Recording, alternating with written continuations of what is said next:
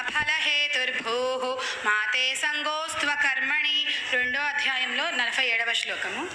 కర్మ బ్రహ్మోద్భవం విద్ధి బ్రహ్మాక్షర సముద్భవం తస్మాత్ సర్వగతం బ్రహ్మ నిత్యం యజ్ఞే ప్రతిష్ఠితం. 3వ అధ్యాయంలో 15వ శ్లోకము. కర్మణః సుకృతస్యాహుః సాత్వికం నిర్మలం ఫలం రజసస్తు ఫలం దుఃఖం అజ్ఞానం తమసః ఫలం. 14వ అధ్యాయంలో 16వ శ్లోకం.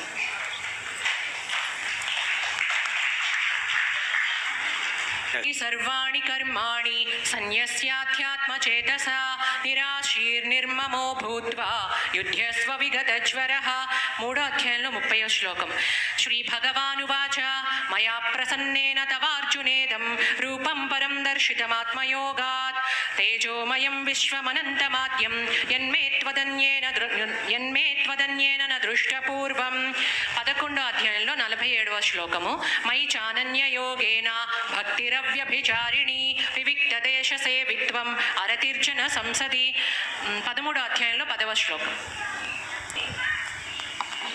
తేషాం సతతయుక్తానాం భజతాం ప్రీతిపూర్వకం దదామి బుద్ధియోగంతం ఏన మాముపయాంతి తే.